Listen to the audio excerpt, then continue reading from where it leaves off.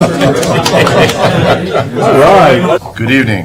Today is Wednesday, July 25th, 2018. I'd like to call this evening's City Council meeting to order. If we could all please stand for the Pledge of Allegiance. I pledge allegiance to the flag of the United States of America and to the republic for which it stands, one nation, under God, indivisible, with liberty and justice for all. Can I have a roll call? Councilmember Bach? Here. Councilmember Stimmel? Here. Councilmember Williams? Present. Councilmember Venezuela? Here. Councilmember Cervini? Here. And Mayor Courtney? Here. Thank you. Next on the agenda is the consent agenda. If there are no requests for any items to be removed, may I have a motion to approve the consent agenda? So moved. A second. Been moved and seconded to approve the consent agenda. All in favor say aye. Aye. Opposed? Motion carries. Next are council staff reports. I have a few things that I want to share with the council this evening.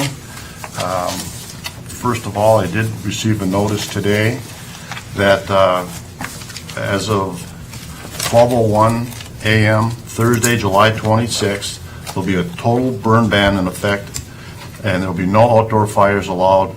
This is for the entire Clark County and Skamania County. So there is a burn ban in effect. The city will post a press release on our website, so if you want more information, you can see it there. I just want to remind everybody that my next town hall meeting will be Wednesday, August 1st. It'll start at 6:30, and I'll have it at Public Works, and everybody is welcome to attend.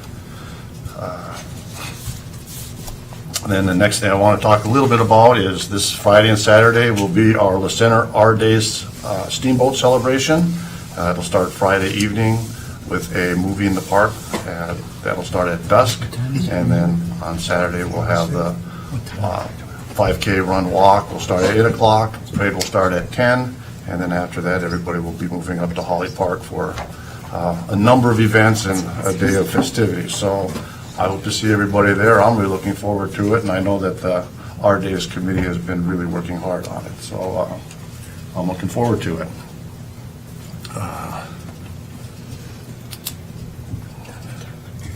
And then I just also want to mention that Chief Denny has accepted a resignation of one of our police officers.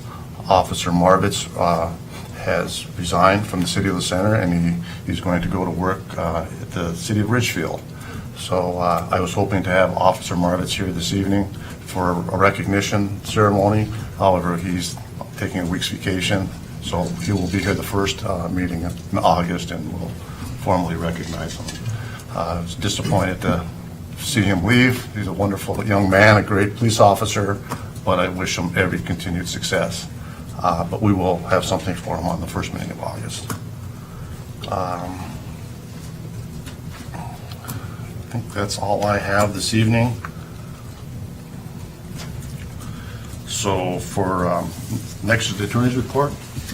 I don't have anything to report other than the items on tonight's agenda. Any questions for the city attorney?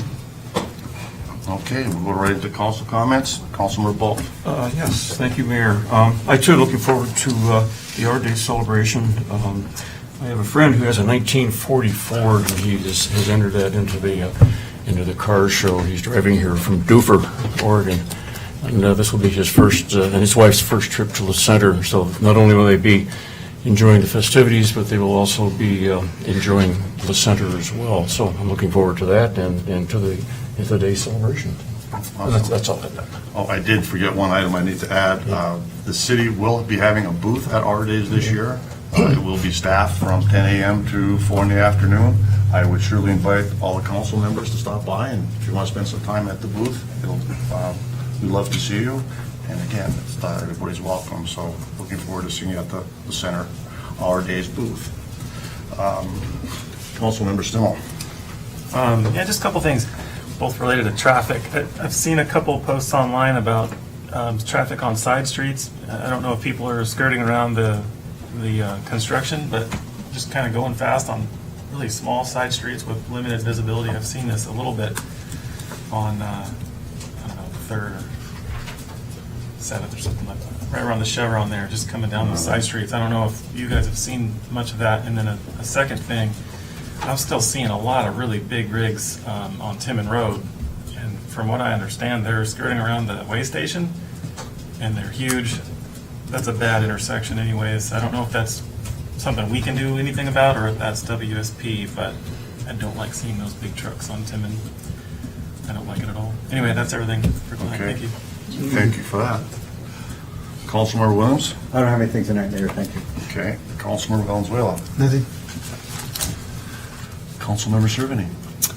I'd just like to add that everyone have fun this weekend, but also kind of keep an eye on folks for heat stroke or hydration. Make sure there aren't any people out there that are not recognizing those signs of dizziness and nausea and dehydration before it gets too bad, especially our seniors. Thank you. Okay, next on the agenda, our staff reports. We do have a full agenda this evening, so I just want to alert the council that we've got a lot to get through this evening, and we'll be starting with the second quarter financial report, and Mr. Paul Lewis will be presenting. Thank you, Mayor. Good evening, Mayor, Council, and citizens. Just want to quickly run you through the second quarter financial report presentation. It's really complementary to the more detailed staff report that's in your packets, but just want to hit the highlights, focusing more on the operating funds. The Cliff Notes version is things are going well in general, no real surprises. You're pretty much on track with your budget. In fact, in a couple of areas, you're doing better than your budget. There are a couple of things, though, that I want to just bring your attention to as we go through the year. First up is the revenue summary. This is the general fund revenue summary. We orient you to this table. So starting with the property taxes, it's a good one to illustrate in the second quarter. So far this year, through the second quarter, you've received $244,000 of property tax revenue. The full year budget is $440,000. So you're at 55.5% of the budget through 50% of the year. So we're looking for numbers in that column that are above 50%, or you're looking for 50% in that column. Last year, you received $241,000 through the second quarter on a full year total of $430,000. So last year at this time, you were at 56% of the full year amount. So you're running about $2,800 above last year, 1.2%, which is about the 1% increase plus a little bit more for new construction. We do expect this revenue to come in on track for the full year at that full year budget amount. You can see the presentation for the other revenues in similar format. A couple things I'll highlight for you. If you look at the utility excise tax percentage, that third column over, you see a 79.6%. But if that were real, we actually received $157,000 in cable TV tax revenue so far year to date, and we know that it's an error. We've been in contact with Comcast at both the local level as well as the tax payment folks, and are trying to rectify that right now. So we actually expect that revenue to come in at about $30,000 for the full year. So we're running, obviously the revenues that we've received are in there. And that one probably is one that we may, partly due to the 3-month hiatus that you had for the first quarter of this year, that one may actually come in under budget if you take aside the revenues from the cable TV tax. We'll keep you updated on any developments in that discussion. Retail sales tax, another positive story. You can see there, even though on the far right-hand side we're down from last year, we're actually up over budget and up consistent with the prior years, absent the construction or the sewer line construction. Gambling card rooms, right there in the middle there above the total tax line. This is one that we're also monitoring. You can see that it's 44.7% of the budget, but the agreement that you approved in the first quarter of this year means the actual targeted revenue we're looking at is $1,372,000, or excuse me, $1,329,000 instead of the $1,572,000. The budget adopted was $1,572,000, but the new estimate, and I'll show you some more information on that. This is a big source of revenue for you. But you can see we're down $660,000 versus last year, down roughly 48%. Taxes on the whole, down about 500,000, or 28% compared to the prior year. But total taxes at 51%, including that anomaly with the cable TV tax. Jumping into some of the other revenues, license and permits, charges for goods and services, a lot of the development fees and revenues show up in those line items. You can see that those are running well ahead of 50% of the budget through 50% of the year, and you can see the difference compared to last year. Both of those are also up. Miscellaneous, the 128,000 includes a 100,000 donation from the Cowlitz tribe that's restricted for use with the police department. So that's another anomalous revenue source. You can see we're at 500% of the budget because of that donation. Bottom line, $1,949,000 in almost $1,950,000 in terms of revenue. That compares to $2,150,000 from last year. So overall, we're down about $200,000 in revenue, $400,000 in operating revenue, $200,000 if you take into account the transfer from the sewer utility fund for repayment of the interfund loan. So that's the revenue scenario. Again, we're at 56% before that transfer. If you take out, I'll have some numbers for you later when we look at the net revenue. But after adjusting for all these, we're still at better than 50% of the adjusted revenues through 50% of the year. So most of the positive stories on the revenue side. A couple extra slides on the card room tax revenue. It's 44% of your total revenue, so we want to focus on this a little bit. This just summarizes the agreement that you approved in the first quarter. There's a progressive tax structure, goes from 5% to 15% depending on revenue. We're currently in this 3-month period where there's a 5% tax associated with revenue up to $800,000, so we extended that 5% range from $400,000 up to $800,000, and that was in consideration for the construction that's going on related to the roundabout. The estimated effective tax rate is 6.8% versus the 10% that was in place prior. If we take into account the reduced revenue, we're expecting a 6.5% effective tax rate for the full year. That relates to an approximate reduction of $27,500 a month. If you assume $850,000 a month of gross revenue, turns out to be about $360,000 a year, or roughly 32 to 35%. And again, this agreement expires at the end of the year unless it's extended by the City Council, and the tax rate reverts to 10% in 2019. Okay? In terms of the revenue history and comparisons, this gives you the month-by-month revenue from the card rooms going back to 2014 through the first half of the year. I'm going to focus you in on the effective tax rate column there, just to the left of the right-hand edge. You can see the overall effective tax rate on a monthly basis was 7.2% in April, and then when that 5% extended tax rate took effect, the effective tax rate dropped to just above 5%. Again, the card rooms are coming in at about $850,000 a month average, so that $800,000 at 5% plus a little bit more at a 10% tax rate.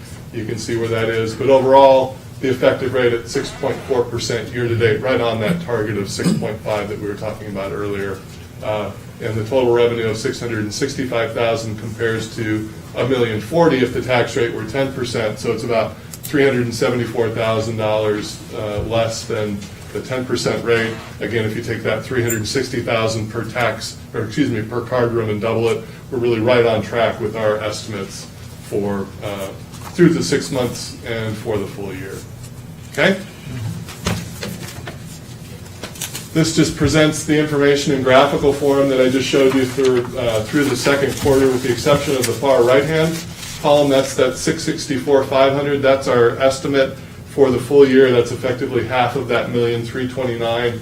And you can see year-to-date on the revenue basis, we also had a late payment from 2017 in the revenue, so that's why the revenue is actually above that $665,000. But you can see the $666,000 is real close to the $664,500. We're really right on track with the estimates for the card room tax revenue through 6 months, which is good.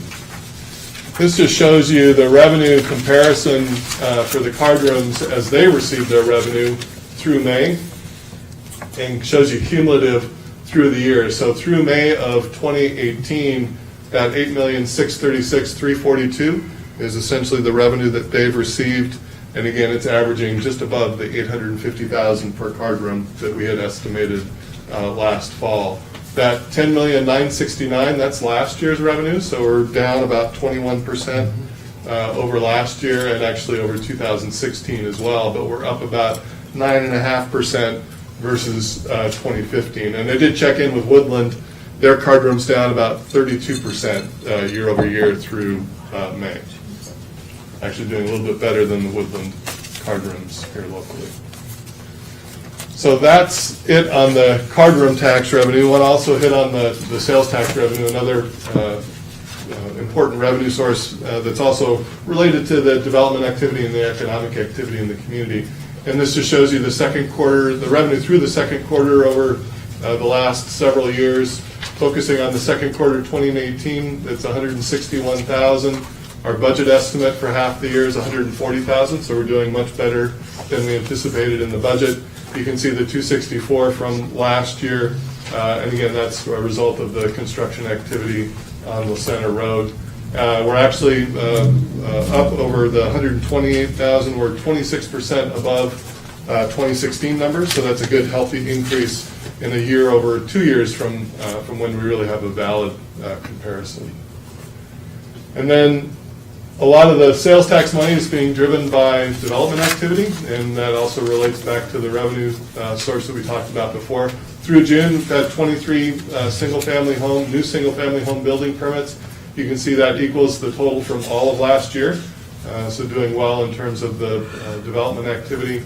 26 was the total from 2016, and we expect that to continue to increase through the rest of the summer and into the fall. The forecast is 48. The budget is at 58. Excuse me. The budget is at 40, and not to squelch the optimism here, but Ridgefield had 23 just in June, and they're up to 111 for the year. So.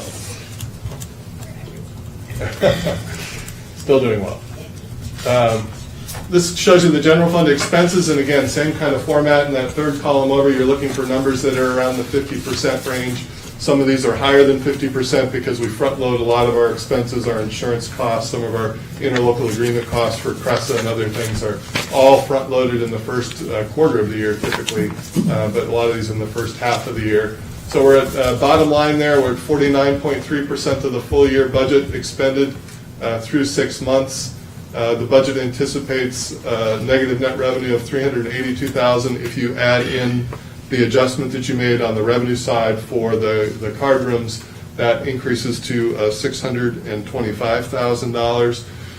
Net revenue to date is $138,000 if you take out the donation, the cable TV tax, and half of the transfer from the sewer utility to really get you an effective 6-month number. That would be about a $200,000 loss through 6 months versus a $600,000 negative revenue for the year. So again, we're still on a positive basis in terms of the budget compared to what we anticipated for the full year. Okay? So that's it for the general fund. Just quickly hitting on the sewer fund. Again, focusing on the revenue side, we're just under 50% of the revenue year to date. We're down a little bit over last year. I'm not sure exactly what's driving this. Some of this relates to the adjustment, I'm sure, for the card rooms. We did a sort of a recalibration of their ERU, their consumption on the water side, and re-rated their ERUs for the sewer utilities. So some of that's related to that. So we're down about 3.3% or $20,000 compared to last year, but still pretty close to that 50% of budget. Operating expenses right at that 50% number. So net revenue, we are anticipating drawing down net revenue this year, partly because of the $200,000 of net revenue we had last year, and including this $200,000 transfer to the general fund for repayment of the interfund loan. So again, primarily everything really on track for the sewer utility to come in at budget. You can see that because of the filled positions, the personnel expenses are running a little bit higher than they were last year, but that's expected. Question? On the interfund loan, what is the gross amount of that right now? $14.9 million at the end of last year. Yeah, okay. Thank you. And just quickly, a couple of other things to highlight. Real estate excise taxes were down. This is the tax that the city receives. Actually, there's a state portion of this tax as well that's associated with the transfer of real estate. The seller actually pays this real estate excise tax, so that suggests that the volume of land and property transactions this year is down a little bit compared to last year. It may be related to some of the subdivision transactions that occurred in 2017. Vehicle Equipment Fund, the 3 vehicles were budgeted for, and they've all been purchased. So there's 2 police vehicles and 1 pickup for Public Works. So those have been purchased, and I think if they're not in service yet, they will be soon. The roundabout construction, even though it's well underway from the ground side, through June, we'd only paid out $245,000 of expenses. This is a $1.3 million expenditure project, so still a lot more to come on that. And the sewer line fund, this is that extra fund that the Cowlitz tribe is responsible for. Construction's complete. The tribe's going to be making payments. There's a 3-year term on those bonds, and so it'll be off the city's books in 3 years. Okay? And quickly hitting on the reserve balances, again, with the positive results year to date, all the reserves are showing positive balances, $14.2 million to start the year, total reserves $14.7 to end the year.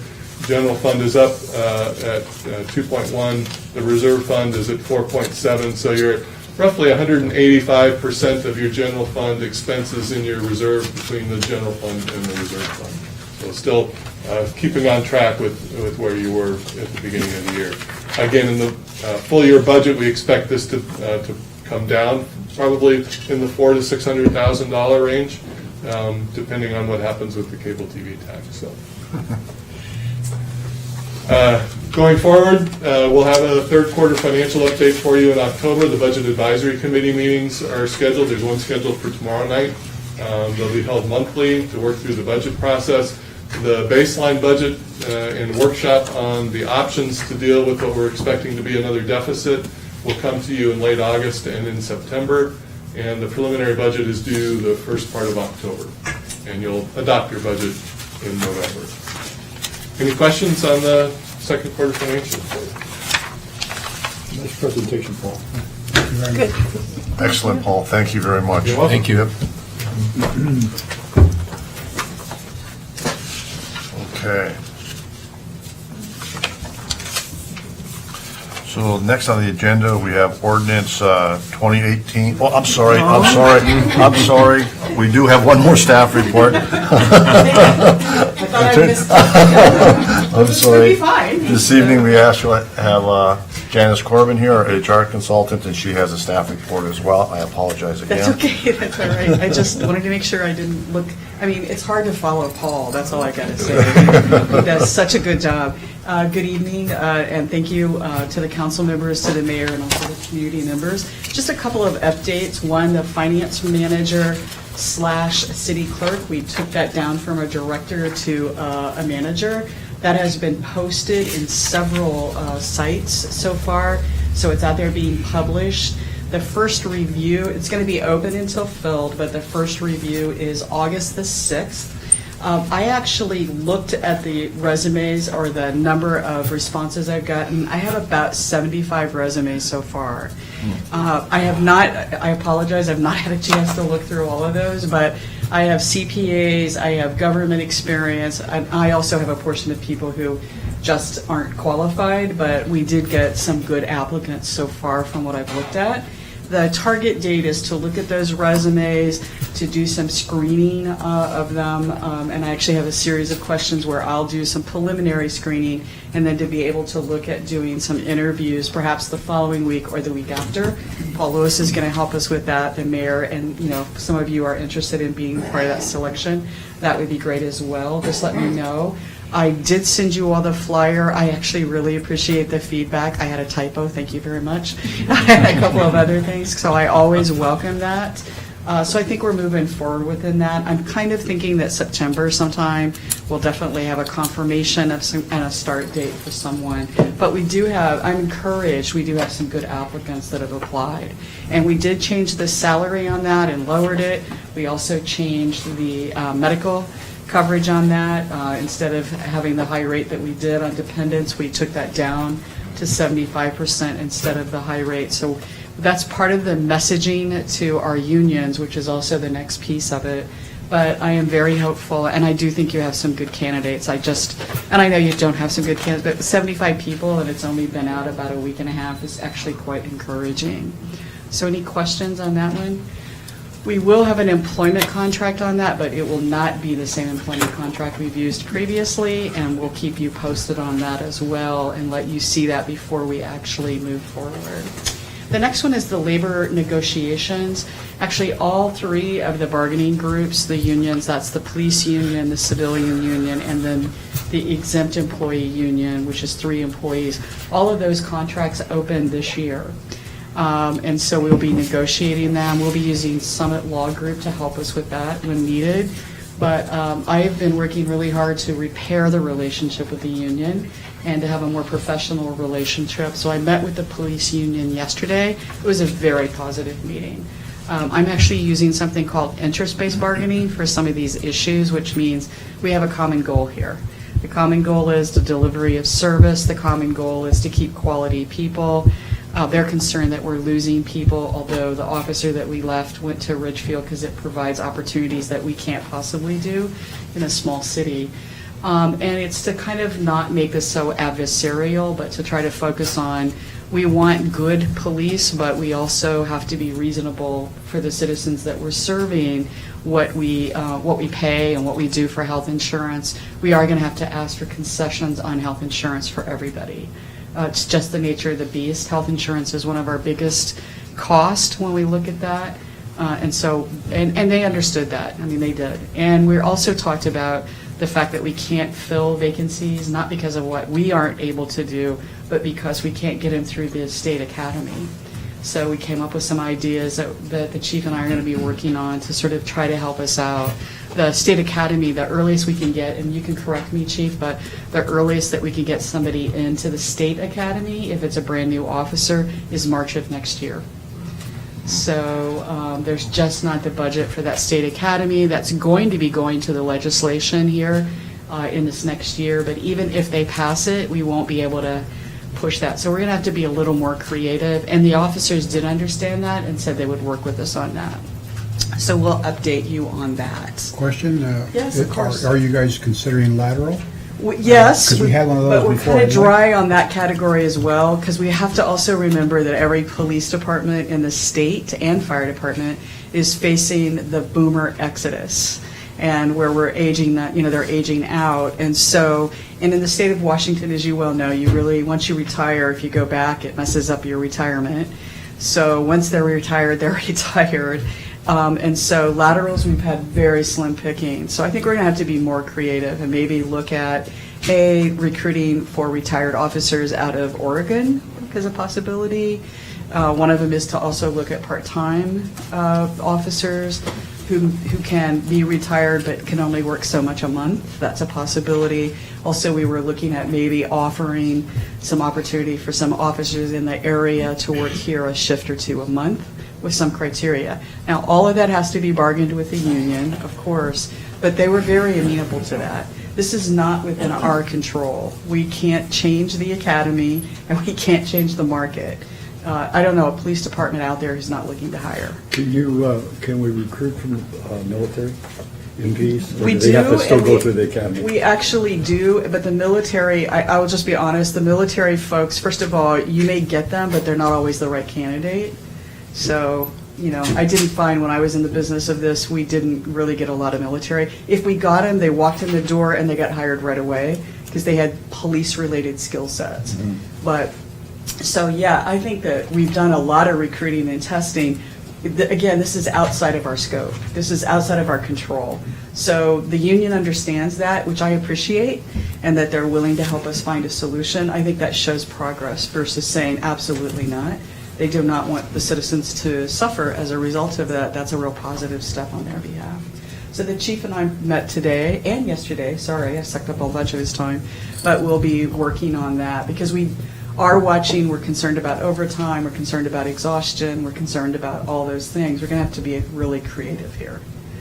So if you got some great ideas, and you're always welcome to ask questions of me and or the chief, because the chief and I are working on this together with the mayor, of course.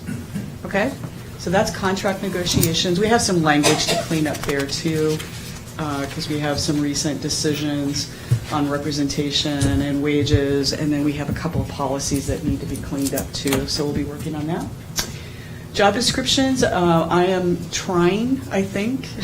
Haven't made too much progress, but we're going to be looking at all the job descriptions for all the positions. My target is to do as much of that as possible in August.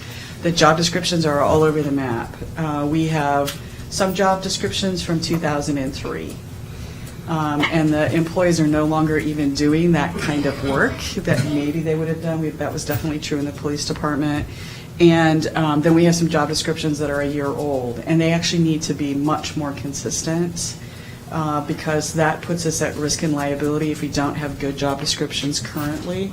So that's a process where we meet with the employee. They actually have directions from me on what we do to keep time and how much and questions, and then I do a desk audit, and then we write a job description and we review it. We have management vote in on it, and of course then the union gets to take a look at it. It's not going to change salaries, to be honest with you. Naomi, I think, is the only one that it changed. We've already done hers pretty much because of the change of the job that needed. But it just protects us for professionalism, protects us from risk and liability and that type of thing. So we are going to be doing that. And in the month of September and October, we're going to be doing much more training about problem solving, conflict resolution, training so that employees start to think that way. So instead of just going to what we've done for 15 years, we're going to be asking what do we know, what do we not know, what information we do, and then resolving conflict as well. And we're going to be increasing the expectation on customer service. So some of that all fits nicely. I think that'll go all the way through the remainder of the year. We're doing some of it on a one-to-one basis now, but we will be doing much more comprehensive training for employees. And to be honest with you, I think they're kind of excited about it. They would like to be able to resolve issues and not have them become conflicts. So we're doing it in a piecemeal approach. So it's going to be a busy summer and fall for this activity, but we need to get all of this stuff done because then it changes the comfort level of the employees. And that reduces conflicts and potential risk for complaints and that type of deal.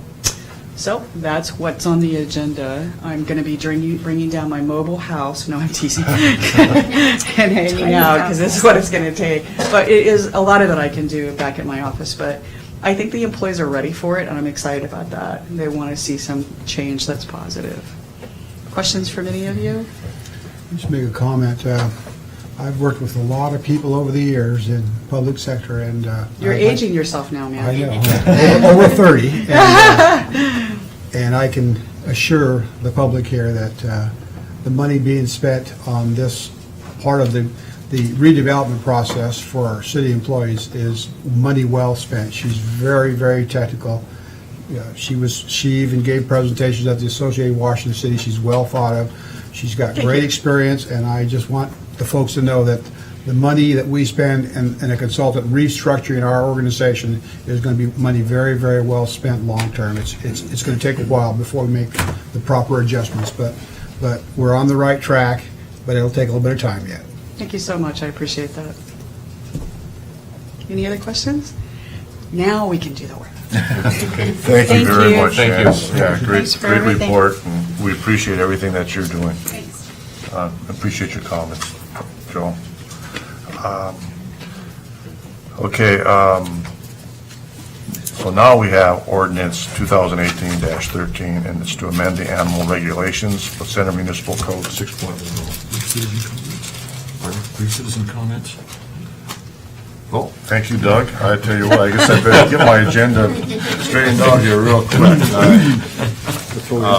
I do apologize for that again. Yeah, next is for citizen public comment. If anybody would like to address the council, please step up to the podium, give us your name and address, and if you would please limit your comments to 3 minutes. Jack Davis, 1524 West Alder Place, La Center. Just want to offer a couple of thank yous. One to Candy Irish for the garage sale. She did an amazing job. Put out a PDF with all the addresses and items that were being sold at each address. So you just had to look at that, and it was a lot of work. But thank you. And I'd also like to thank whoever put up the Visit Historic La Center sign off I-5. It's terrific. I don't know who did it, but it says, gaming, shopping, dining. It's terrific. It's something we've needed, and it's a great start. Thank you to whoever it was. Okay, thank you.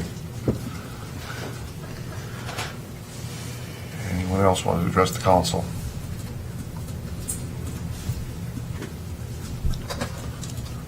Okay,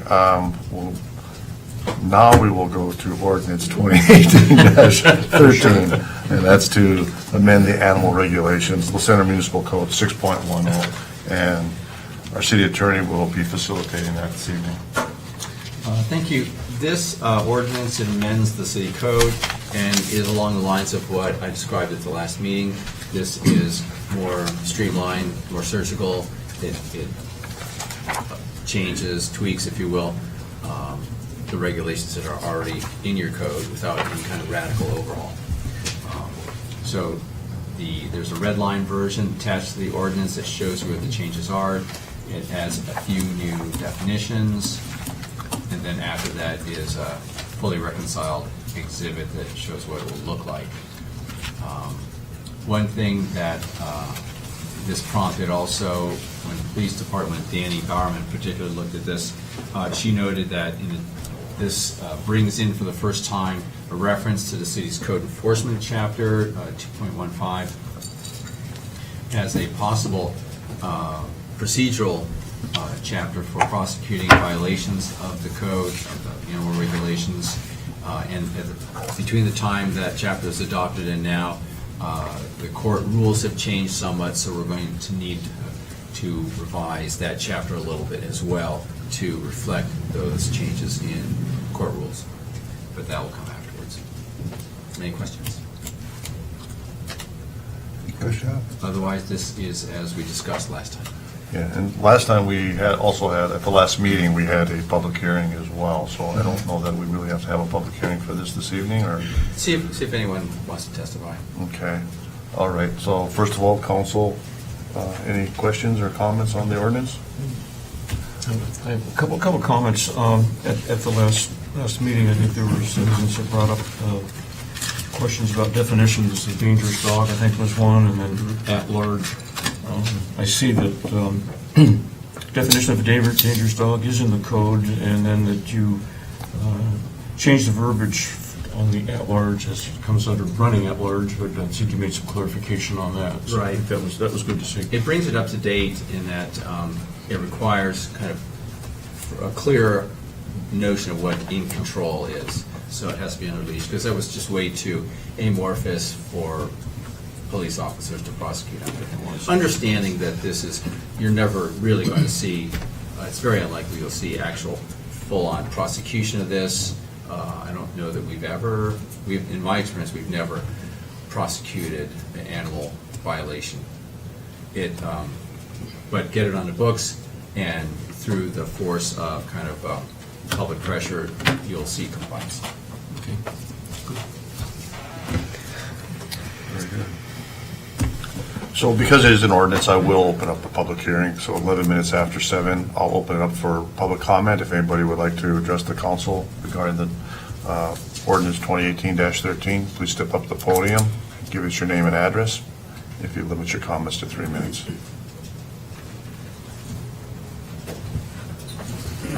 Gordon Newton, 1109 West C Avenue, La Center. I'm just wondering about how we're going to enforce this. We're having a canine problem as we deal with right now. For those of you who don't know, I'm a volunteer canine behaviorist at the animal at Humane Society Southwest Washington, so I am quite familiar with canine behavior.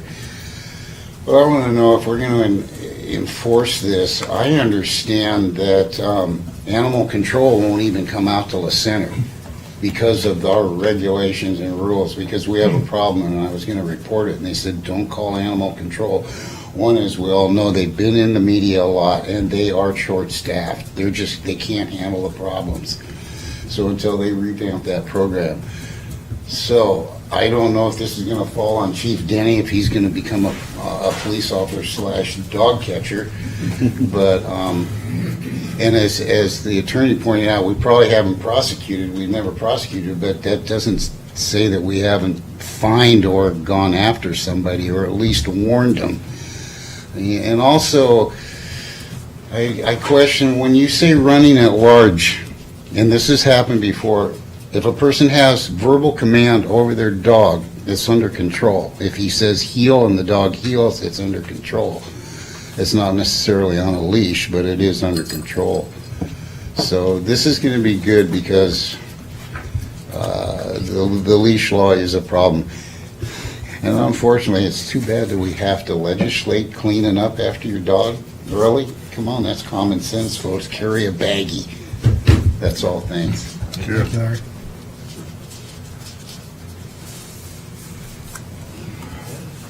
So, seeing nobody else stepping up to the podium, I'll close the public hearing at, I guess, 7:14, and turn it back over to the council for any other questions or comments. Mayor, I'll make a motion to approve ordinance 2018-13, amending La Center Municipal Code 6.10 regarding animal regulations. I'll second that. It's been moved and seconded to approve ordinance 2018-13, an ordinance amending Title 6 Animals, Chapter 6.10, Animal Regulations. It's a ordinance, so if I get a roll call, please. Councilmember Bach? Yes. Councilmember Stimmel? Yes. Councilmember Williams? Yes. Councilmember Venezuela? Yes. And Councilmember Serving? Yes. The ordinance passes with majority. Thank you very much, council.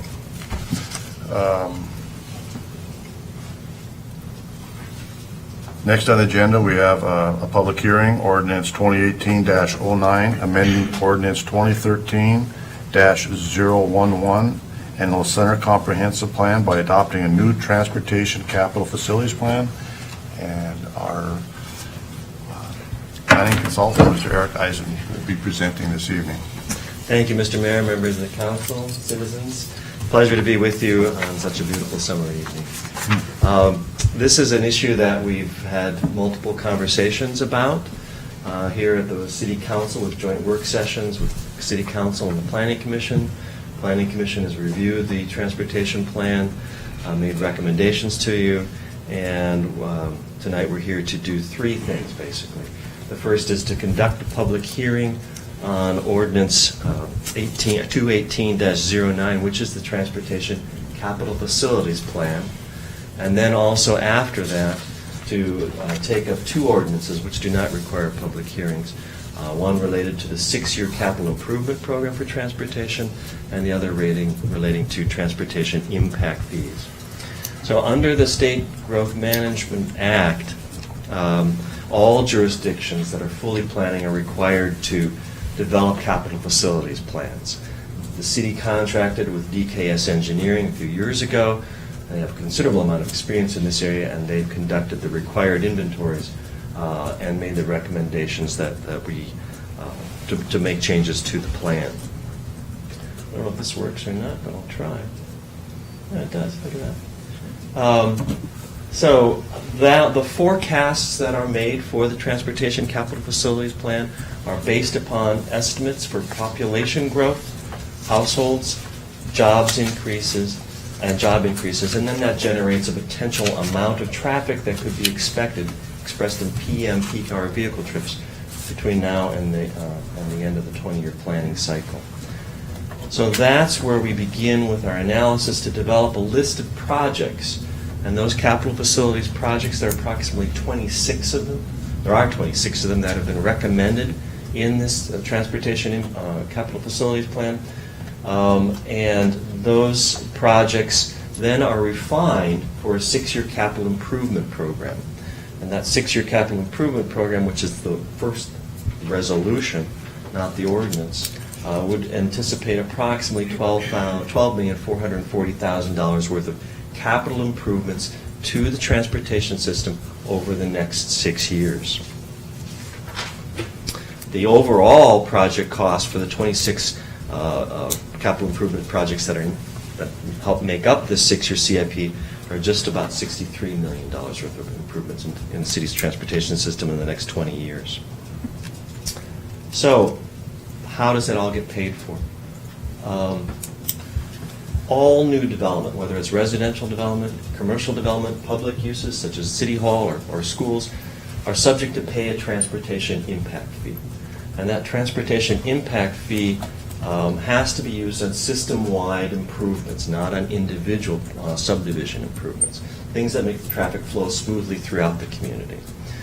So the list that's been identified in the DKS Capital Facilities Plan of transportation projects that are eligible to receive funding through the TIP, Transportation Impact Fee, are these 10 projects that are 9 projects, excuse me, that are in this list. There is a math error in the CFP. It's off by $1,000, so it's $15,516,000 worth of anticipated TIP-eligible projects spread throughout the city. So how do we determine? So that's the capital facilities plan that we're looking to adopt by ordinance tonight. Just roughly explain what the 6-year CIP is in the first resolution. And the second resolution, how do you calculate and establish the transportation impact fees, TIFs? There's a formula that's in your code book already. It's basically total project costs divided by the anticipated trips that we're looking at, over 2,000, gives you an estimate of the transportation impact fee, $7,561. Question, Eric, could you run back down a little bit? Sure. Which way? Down, go Down? up, yeah, go up. Up? Okay. Yeah, and you keep going. Okay. Keep going up to the 6. Right. Thank Okay, you. I thought we had discussed the one on 5th and Aspen, that we weren't going to do that one, that T15. Oh, the timing was going to be extended. That was, I think it's still on the list, but but it would come off of this list. But I believe, if I'm not mistaken,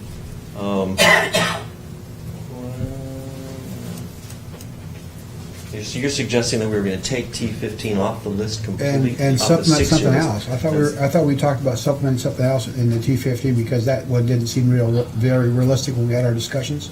I remember the conversation about that one being not realistic, but I don't remember adding a different one back in. Yeah, I thought we shifted one up, and that one went to a projected 10-year out. That was the discussions we had. We did, I think we did push it back.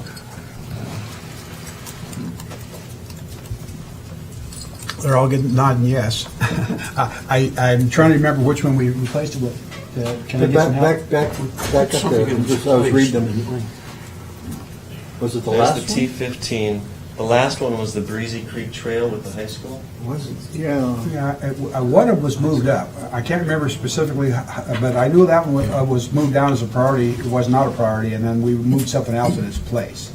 And it was important. We talked about the importance of it because it has to be part of the funding cycle. This crossing would be an important issue. It's to have an important project to move up.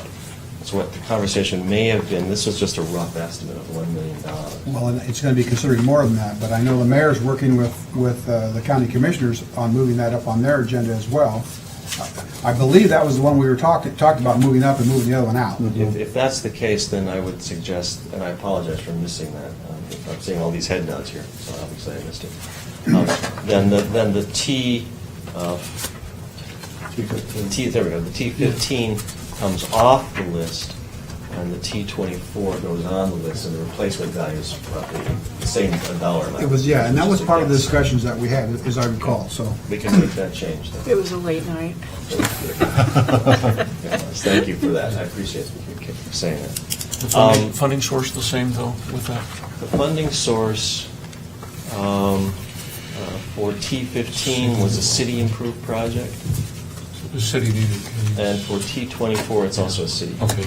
And then we're going to try, we're attempting to work with the county commissioners on updating, because they've got, this road is the main thoroughfare for everything to the east and to the north, so. Correct. All right, very good. We can make that correction if you make a motion to that effect easily. So then the transportation capital impact fee, that has been through the planning commission, through a work session here as well. It's estimated that it would be $7,561 for each new single-family dwelling. Currently, the city collects $3,058.28 for single-family, $1,877.36 for medium-density housing right now. So the proposal that is in the resolution is to increase the fee by up by $4,502.72 for single family and $1,223.36 for medium density, which would then bring the recommendation, rounding the cents off, plus $7,561 for new single family homes and $3,100 for medium density homes. So that's the substance of the entire ordinance and two resolutions. I'll be happy to take any additional questions, and thank you for bringing that to my attention. Thank you. Thanks, you're right. Any discussion with the council before I open up the public hearing? Just to make sure we clarify, when we do pass if we pass the ordinance tonight, that. Take key 15 off and replace it with T24. And we'll just include that in the motion. Yeah, this was discussed in the work session, so I don't think there's any new information here. Right, exactly, yeah, this has been reviewed by the council at least once before, and by the planning commission numerous times. So with that, at 7:23, I will open up the public hearing. If any resident would like to step up to the mic and give us your name and address and share your comments with the council.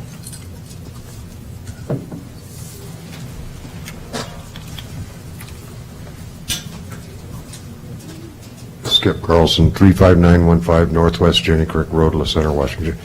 How do these TIF fees, I don't see a comparison with other jurisdictions. I'm just curious. It's not really a comment, but it's... Maybe the last page of my staff report has the comparison. Yeah, we'll scroll that down. I'm just curious. Yeah, thank you. There is a chart in there. Page 6. My name is Bruce Feldkamp. I've never been to one of these. Well, My address is Welcome. 313 Northwest 151st Street, Vancouver, Washington. And I have a guy, I'm a builder, I'm a contractor. We came to La Center about 2 years ago.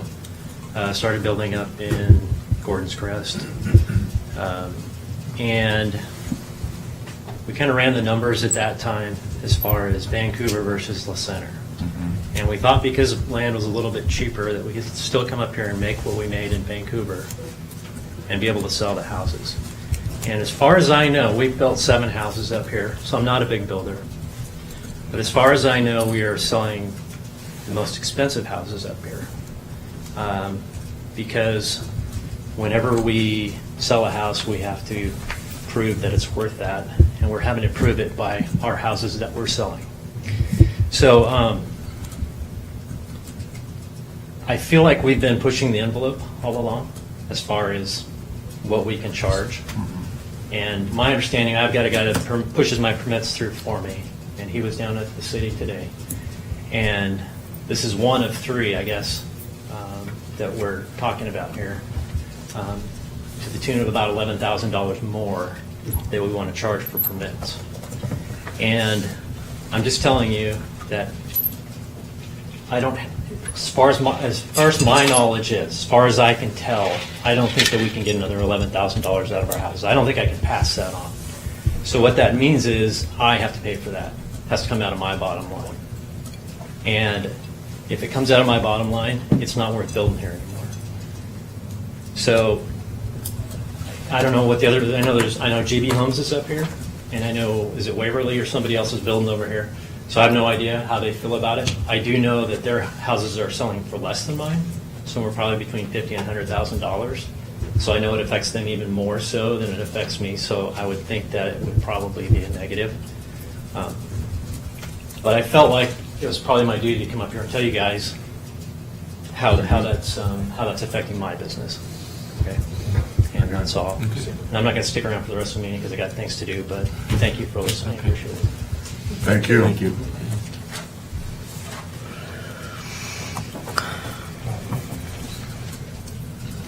Okay, seeing that no one else is stepping up to the podium, I'll close the public hearing at 7:26 and open it back up to the council for discussion.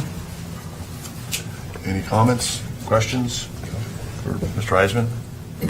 Go ahead, Joe. Just to comment on what the gentleman expressed there a minute ago, we did have these discussions when we talked about the comparatives, and it is critical that we look at that. What has happened traditionally in most cities is the upfront costs for permits are not really thinking about what the real impacts are. As you build out in a city, if you don't have real impacts up front, if you don't have these TIB costs up front, many developers, in my own experiences as a fire chief, come in and they build a bunch of houses, and it impacts the parks, it impacts everything manifold, and then they leave with their dollars, they sell their houses, but the city's left with the result. The city's left with all those infrastructural costs and no way to fund them.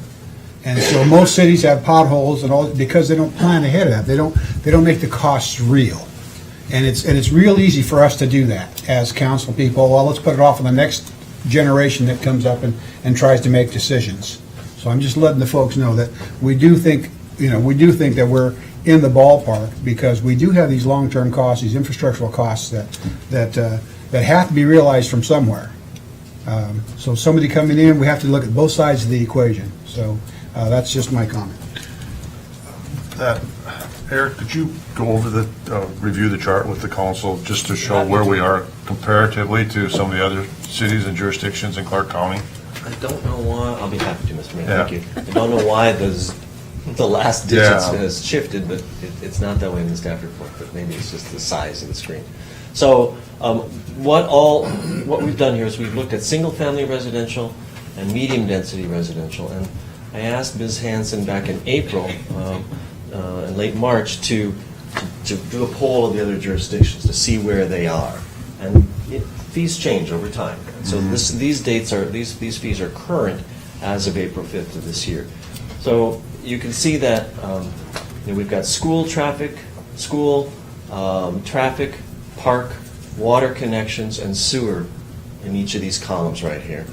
And again, every jurisdiction has different sewer plans, has different transportation plans, and so it's not really quite, we're not comparing apples to apples, but we are comparing dollars to dollars here.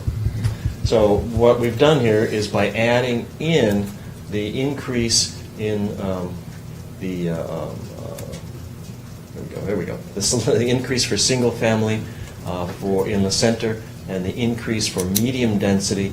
I've just basically ranked the cities based on the total cost that they're going to pay. So, for example, the total cost of the single family home right now in Camas, all of those fees together, is just under $28,000. The center would be coming in second position. Right now, you are in fourth position in the county in terms of total revenue collected in those fee categories, and then on and down. You can see that you're in pretty close company with Battleground here, Ridgefield following up. Washougal, as a matter of practice, does not collect significant impact fees.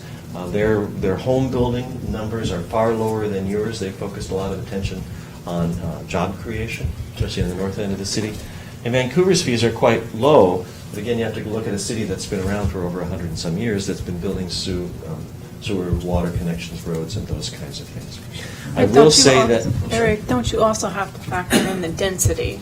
Absolutely true. And I think that's a piece of the pie that we oftentimes forget when we're looking at the totals and in comparison what we're up against. So the center is predominantly a low-density, single-family lot community. So the costs for the roads that you put in, or the sewer lines, or the water lanes are the same whether you're serving down the street. The linear costs are the same, whether they're medium density or low density. So you spread those costs out amongst fewer people when you have a lower density community. The costs are less when you have a higher density community. It's a really good point. Thank you. So is that? Yeah, no, thank you. That helps. All right. Appreciate it. Eric, are the other cities relatively fresh on the cost, or Yes. are they lagging behind? Well, in terms of recent increases, I believe Ridgefield and Camas are very current right now. Paul, do you have any information about Washougal? They're not that current, but. I mean, they have not increased in quite a number of years. But probably within the last 4 or 5 years. Yeah. So some of our neighbors will be catching up. I believe that's definitely going to be the case. I know that Washougal has had conversations about park impact fees in particular because they're particularly low there. I also know that countywide, the school districts are looking at updating their capital facilities plan. So I know I've been contacted by Marnie Allen with the ESD. I know that the school district will be coming forward with their CIP this fall. Thank you. Thank you. Thank you. Okay.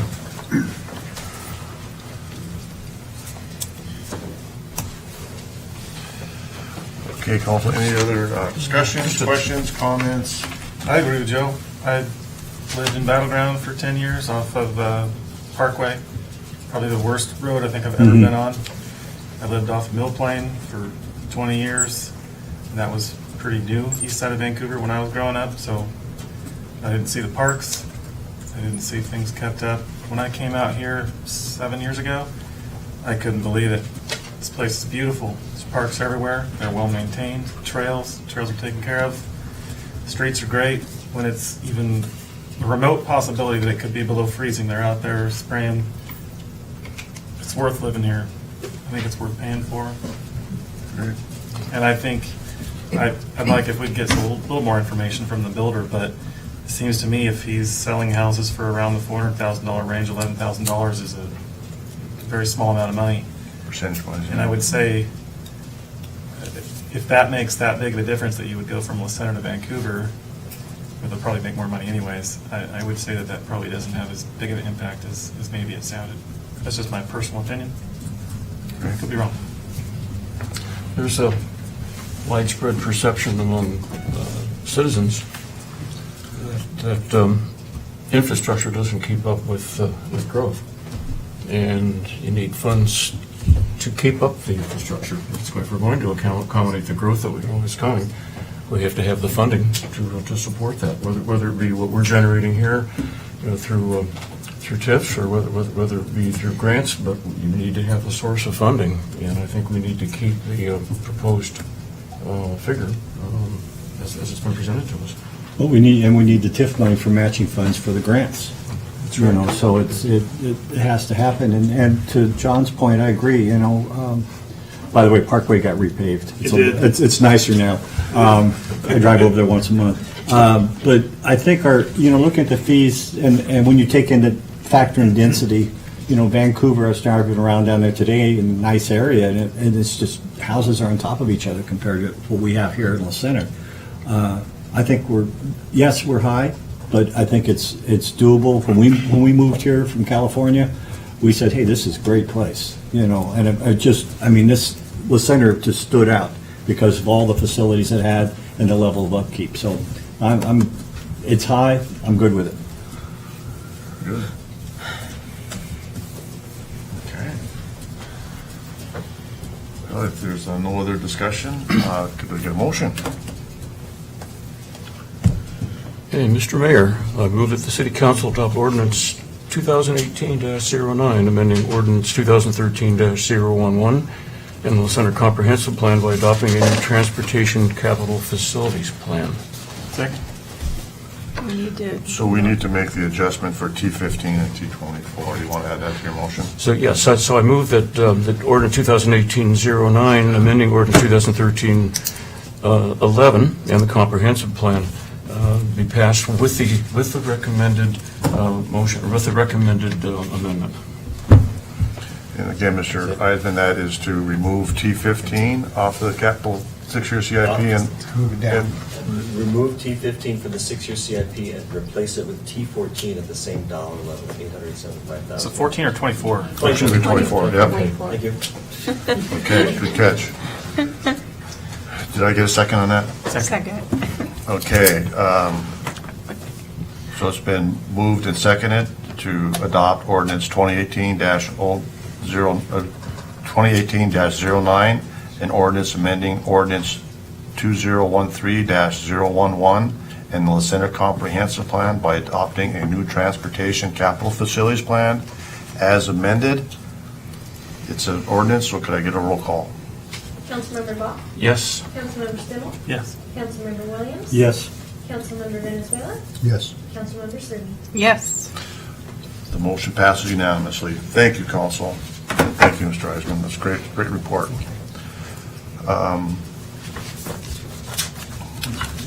So as, The other motion, We have to do them Pardon? separately.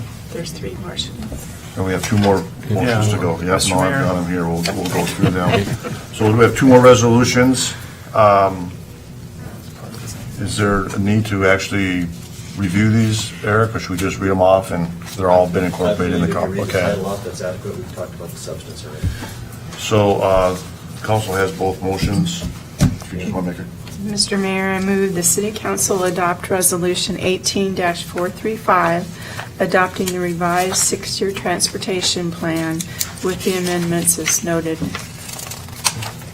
Second that.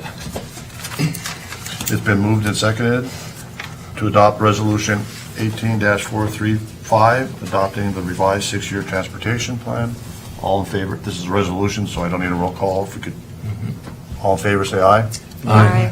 Opposed? Motion carries. Thank you. We've got one more resolution, 18-433. Mr. Mayor, I move that the City Council adopt Resolution 18-433, adopting a new traffic impact fee and amending Resolution 11-339.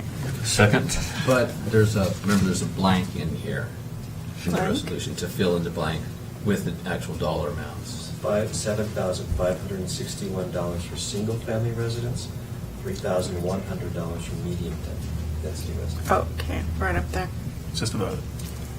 Okay. With staff recommendations of adopting the rate of $7,561 for single-family units and $3,100 for medium-density units. Second that motion. It's been moved and seconded to adopt Resolution 18-433, adopting a new traffic impact fee and amending Resolution 11-339. All in favor, say aye. Aye. Opposed? Motion carries. Team Thank- effort. Thank you, council, and thank you again, Eric.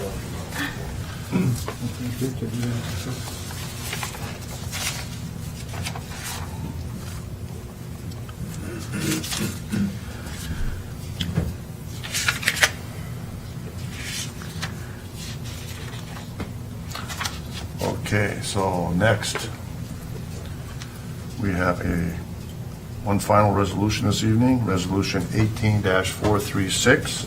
It's the sewer rates and revised system development charges, and Mr. Paul Lewis will be presenting.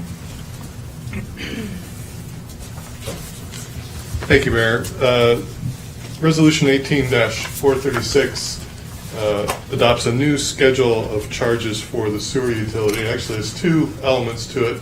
One is to update the system development charges, and the second is to adjust and fix a new form of determining the income threshold for your low-income sewer service discount.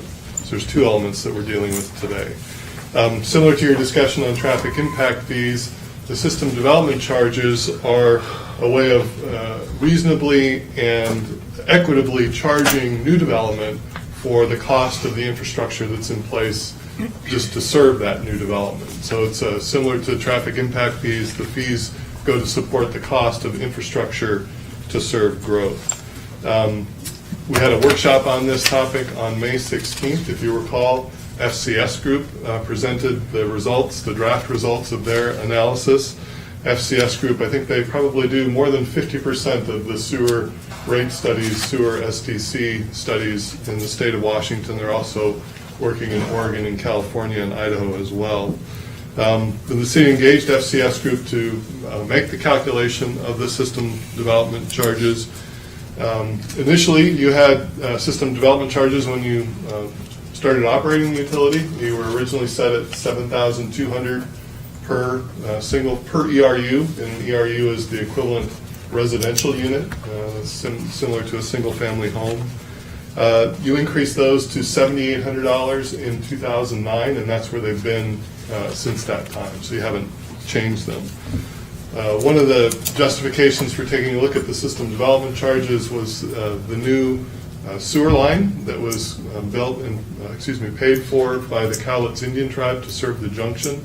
So one of the things that the city asked FCS to do would be to look at a sort of a two-tier rate structure.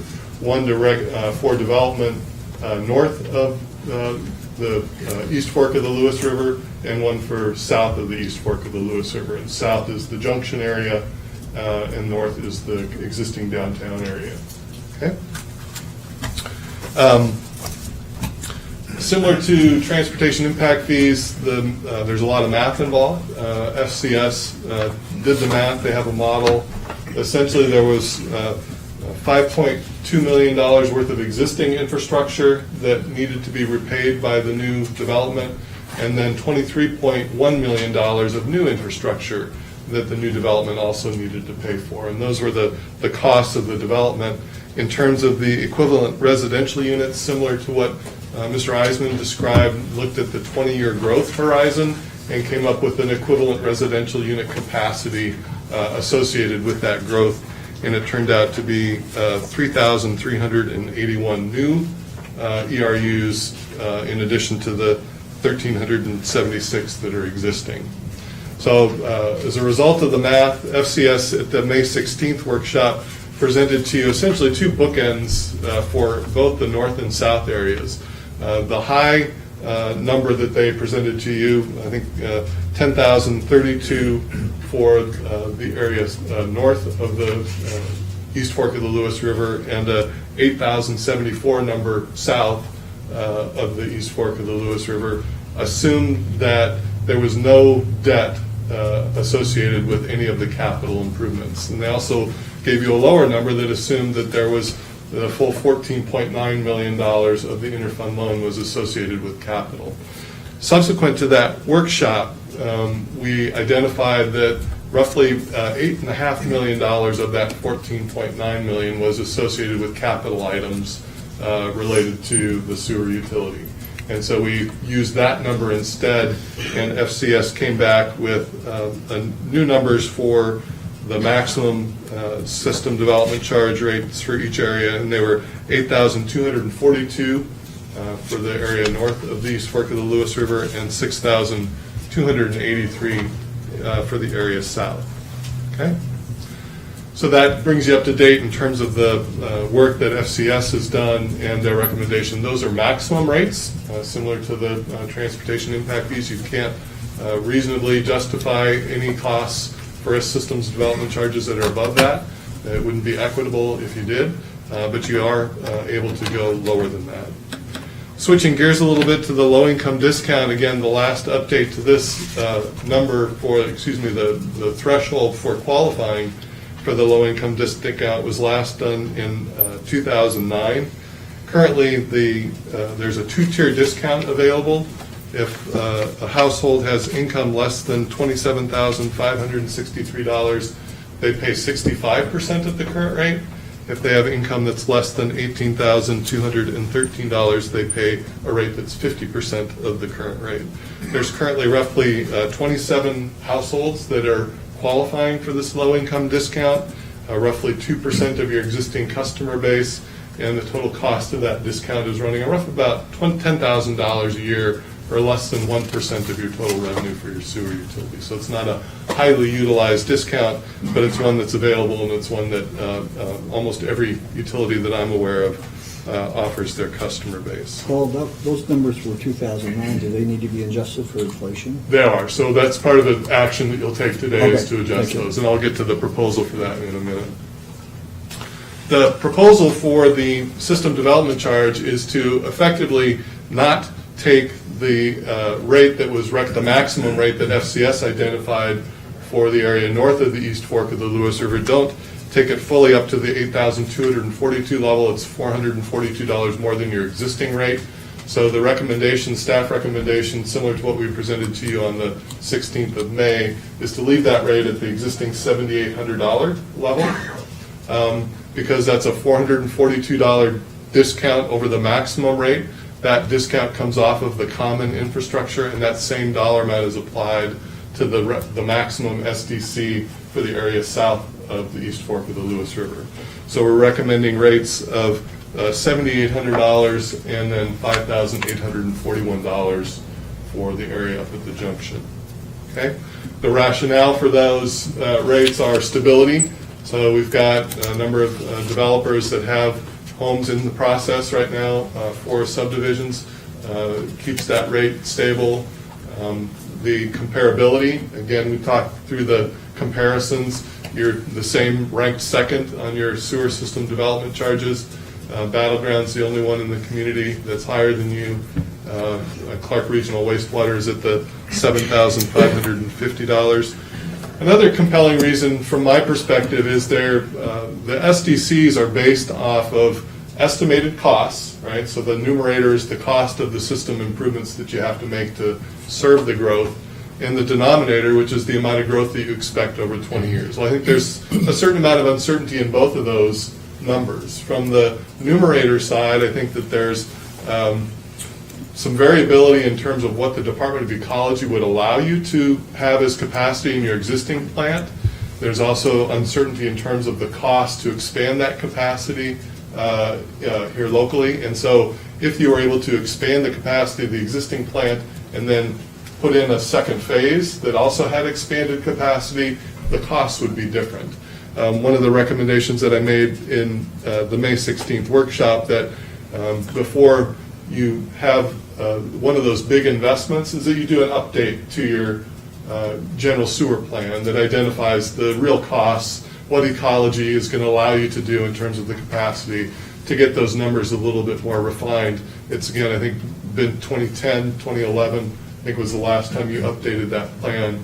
And so it'll be timely to do that before you make your next large investment in your sewer plant. I think that would be appropriate. So that's another compelling reason for me. The other is the denominator. With the junction being available, the timing of the number of the development that happens up there, the timing and the type of development, I think there's a lot of uncertainty about that. If larger development happens earlier, that'll impact the future need for a system development charge revenue to help pay for growth. And I think that's an important aspect as well. So I'm an advocate for, again, staying things fairly stable until you get that additional information down the road. And then lastly, as I mentioned before, there's an equitable reduction to the SDC on both sides. So if you keep the current the rate for the area north of the river at $7,800, you have to apply the same dollar discount to the rate for the area south of the river. Okay? In terms of the low-income service discount, the proposal is to tie the discount to the federal poverty guidelines that are used to determine eligibility for federal programs that are income eligible based. Clark Regional Wastewater District, who I think we hold up as one of the model sewer operators in our region, uses the same information to establish their low-income discount for their customers.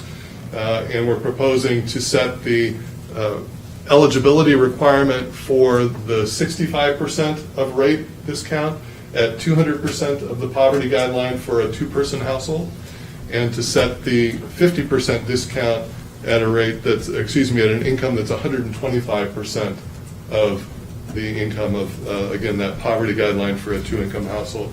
The good news is that gets updated every January by the federal government, so the city can update their guidelines annually based on the information that's provided by the federal government. There isn't going to be a 9-year lag between when you update that It may likely to have more people qualify for that discount, but again, it's a more equitable way of applying the income qualifications for the discount that you do provide. In terms of any budget and financial impact, if you assume 40 new home developments, 40 SDCs, the difference of that $442 times the 40 is about $17,000, $18,000. So you could capture potentially an additional $18,000 a year if you wanted to assess the maximum sewer system development charge. And then in terms of the low-income discount, my guess is if you had another 50%, so if you went from 27 to roughly 40 or so people qualify, it would cost you an additional $5,000 a year for your sewer utility. So not a very significant budget impact. There is a public hearing required for this resolution, so our recommendation is that, subject to the public hearing, you pass the resolution. Thank you. Very good, thank you. Questions for Mr. Lewis? Very fair.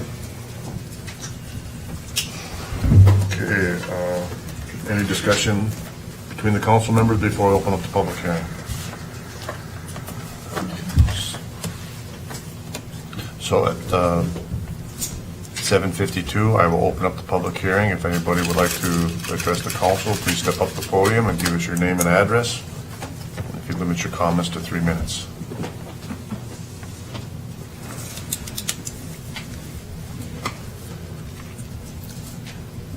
Skip Carlson, 35915 Northwest Jenny Creek Road, La Center. So, on the previous chart, it's a question rather than a comment. So, can that chart, is there a copy of the chart with these new SDCs plugged into it to do a comparison? So Does that make, did my question make sense? Yeah. Okay, go ahead. Yeah, Paul, please. One other thing I should mention as well. Thank you.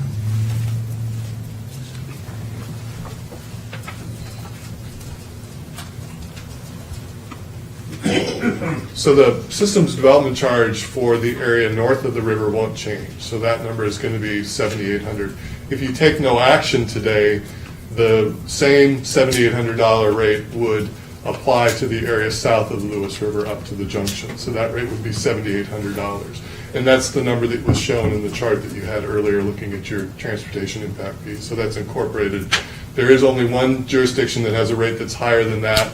It's Battleground there at just over $9,000. The city of Ridgefield, Clark Regional, is just below yours, like 7,000 something, I think, for their SDC. One thing I didn't mention that Mr. Carlson reminded me of is that at your May 16th workshop, we also discussed the latecomer fee that the city staff is working on that will allow the Cowlitz tribe to be reimbursed for their costs of installing the sewer line to the junction. That will be an additional charge that will be coming that development south of the river will have to pay. Currently, we're looking at rates that could be as high as $6,000 per ERU for that development up at the junction area, down to under $1,000 for development close to Timmon Road. So that's the range, roughly $1,000 to $6,000, and that would be an additional charge to the 5,000. I think it's on a different page here. Yeah, that would be in addition to the 5,841. So that would, in your chart that we saw earlier, you'd have to add that $6,000 or $1,000. I think the middle area is in the 4,500 range in terms of the latecomer fee. You'd have to add that to the sewer system development charge for the full cost for the sewer system. Okay, very good. Thank you. Okay, anybody else?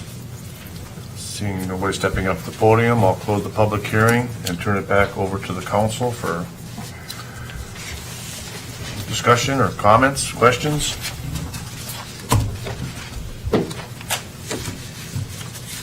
Hearing none, could I get a motion?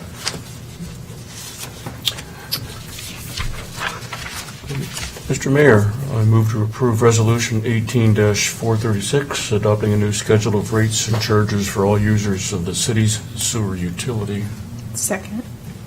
It's been moved and seconded to approve Resolution 18-436, adopting a new schedule of rates and charges for all users of the city's sewer utility. I think we'll take a roll call on this. Councilmember Bach? Yes? Councilmember Stimmel? Yes. Councilmember Williams? Yes. Councilmember Venezuela? Yes. And Councilmember Sturman? Yes. Resolution passes unanimously. Thank you, Council. And thank you, Paul. Very good presentation.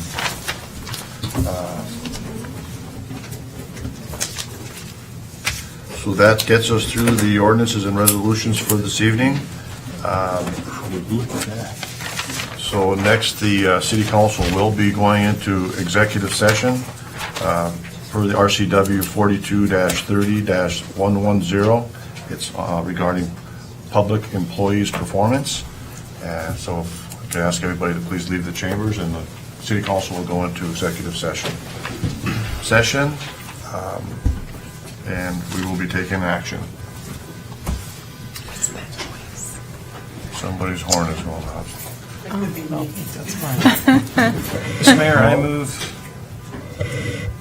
to approve and authorize the mayor to execute the separation agreement With Jeff. with Jeff Service. Resignation agreement. Second. It's been moved and seconded to approve and authorize the mayor to execute the resignation agreement for Jeff Sarvis. Could I get a motion, or excuse me, could I get a, all in favor? Aye. Aye. Opposed?